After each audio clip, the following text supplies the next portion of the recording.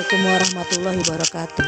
Selamat datang di channel Sri Wuryaningsih. Pada kesempatan ini saya akan mencoba membacakan soal-soal pedagogik matematika. Jangan lupa subscribe, lonceng,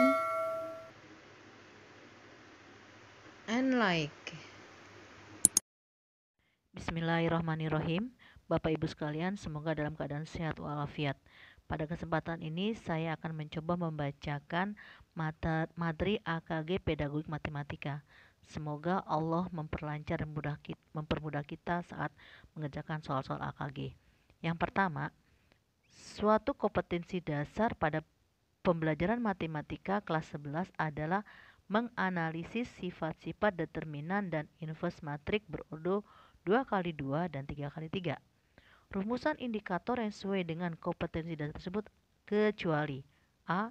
Menentukan adjoint matrik-matrik berordo 3x3, B. Mengidentifikasi matrik singuler, C. Menentukan kofaktor matrik berordo 2x2, D. Menentukan minor matrik berordo 3x3, E. Memahami hubungan matrik identitas dengan inverse matrik. Nah, di sini yang kecuali yang bukan adalah yang C. Karena ketika kita menjelaskan matrik, menjelaskan determinan suatu matrik, tidak perlu mencari kofaktor untuk 2x2. Nomor 2, satu indikator dari suatu kompetensi dasar pada pembelajaran geometri adalah menjelaskan panjang sisi suatu segitiga berdasarkan kesebangunan dua segitiga. Materi yang paling sesuai untuk mencapai indikator tersebut adalah A. Syarat kesebangunan dua segitiga, B. Pengertian kesebangunan dua segitiga, C. Ciri-ciri kesebangunan dua segitiga, D. Perbandingan sudut-sudut dua segitiga sebangun, E. Sifat-sifat kesebangunan dua segitiga. Jawabannya adalah E. Jawabannya adalah E. Sifat-sifat kesebangunan dua segitiga. Untuk bisa menjelaskan panjang sisi suatu segitiga berdasar kesebangunan dua segitiga, maka peserta didik tidak cukup hanya mempelajari pengertian, syarat, dan ciri-ciri kesebangunan dua segitiga.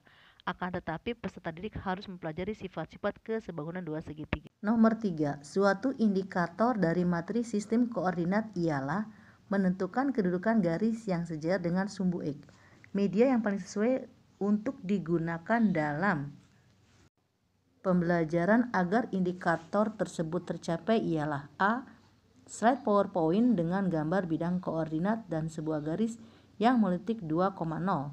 B. Video pembelajaran yang menampilkan garis sejajar sumbu Y. Ini sudah pasti bukan. C. Papan dengan koordinat dengan paku sebagai titik-titiknya serta sebuah benang dengan posisi tegak lurus terhadap sumbu Y. D. Lembar kerja berstruktur tentang tempat kedudukan titik pada bidang koordinat.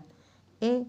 Kertas manila yang terdapat gambar bidang koordinat serta sebuah garis yang menurut titik 0,5 dan 3,0. Jawabannya adalah D. Lembar kerja terstruktur tentang tempat kedudukan titik pada bidang koordinat.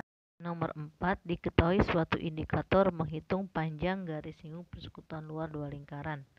Soal berikut yang paling tepat untuk mengukur capaian indikator tersebut ialah A. Panjang garis singgung persekutuan luar dua buah lingkaran adalah 12 cm. Jarak dua titik pusat lingkaran tersebut adalah 13 cm. Jika panjang salah satu jari-jari lingkaran 8, luas lingkaran lain adalah B. Diketahui dua buah lingkaran dengan pusat di A dan B, masing-masing berjari-jari 34 cm dan 10 cm. Garis CD merupakan garis singgung persekutuan luar.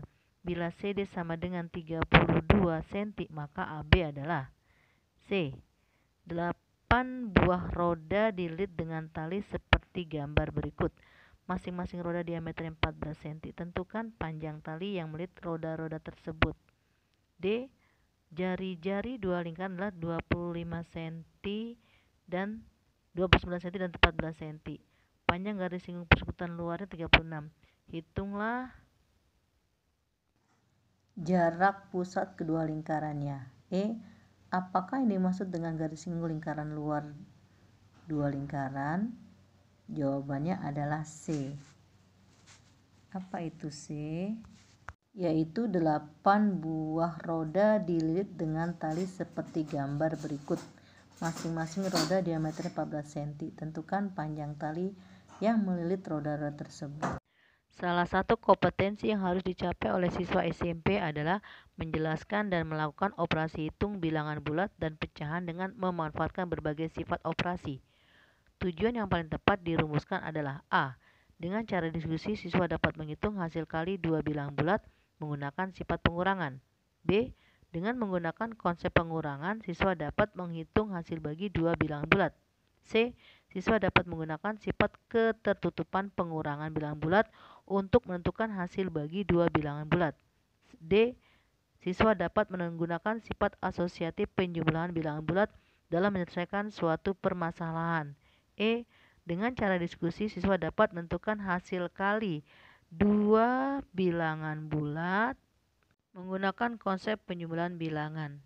Jawabannya adalah C. Pembahasan. Terdapat 4 unsur pokok dalam perumusan tujuan pembelajaran, yaitu muat A, B, C, D.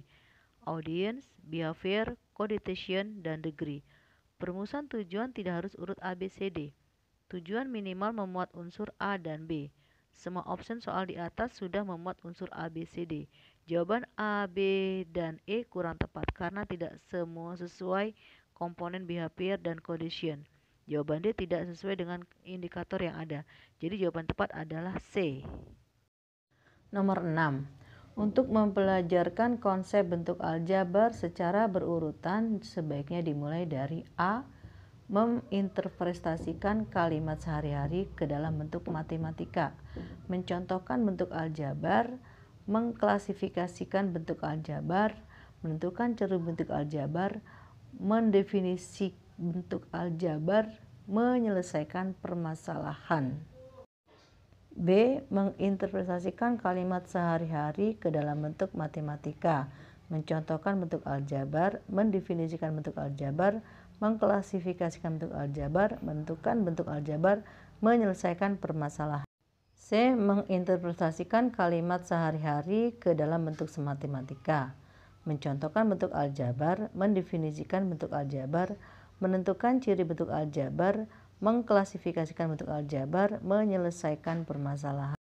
D. Mendefinisikan bentuk aljabar, menginterpretasikan kalimat sehari-hari ke dalam bentuk matematika, mencontohkan bentuk aljabar, menentukan ciri bentuk aljabar, mengklasifikasikan bentuk aljabar, menyelesaikan permasalahan. E. Mendefinisikan bentuk aljabar, mencontohkan bentuk aljabar, menentukan ciri bentuk aljabar, mengklasifikasikan bentuk aljabar, menginterpretasikan kalimat sehari-hari ke dalam bentuk matematika, menjelaskan permasalahan. Jawabannya adalah C, yaitu sesuai dengan prinsip pembelajaran matematika berdasar kurikulum 2013 bahwa pembelajaran hendaknya berbasis proses untuk penguatan ilmiah. Maka urutan yang paling tepat adalah C, yaitu menginterpretasikan kalimat sehari-hari ke dalam bentuk matematika, mencontohkan bentuk aljabar, mendefinisikan bentuk aljabar, menentukan ciri bentuk aljabar, mengklasifikasikan bentuk aljabar, dan menyelesaikan permasalahan. Nomor 7. Pada materi bunga, pertumbuhan peluruhan terdapat urutan materi ialah X, bunga tunggal, Y, pertumbuhan, Z. Pengganti X, Y, dan Z secara berturut-turut untuk melengkapi urutan materi tersebut adalah A. Definisi bunga, bunga majemuk, peluruhan. B. Definisi bunga, peluruhan, bunga majemuk. C. Baris aritmetika, baris geometri, peluruhan. D. Baris aritmetika, baris geometri, bunga majemuk. E. Baris aritmetika, baris geometri, peluruhan. Jawabannya adalah A. Pembahasan. Pada materi bunga, pertumbuhan dan peluruhan terdapat urutan materi, ialah definisi bunga, bunga tunggal, bunga majemuk, dan pertumbuhan peluruhan.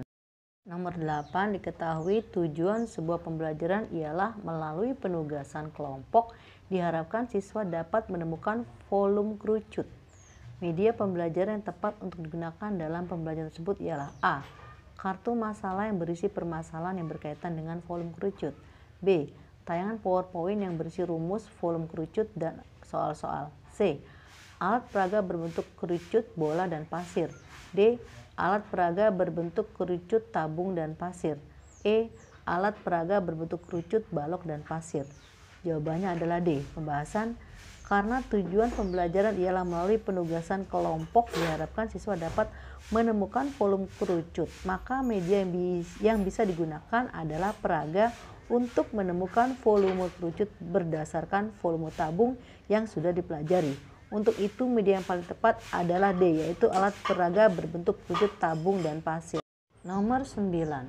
Pada saat memberikan kesempatan pada siswa untuk menanggapi pendapat siswa lain, maka tindakan guru yang paling tepat adalah A.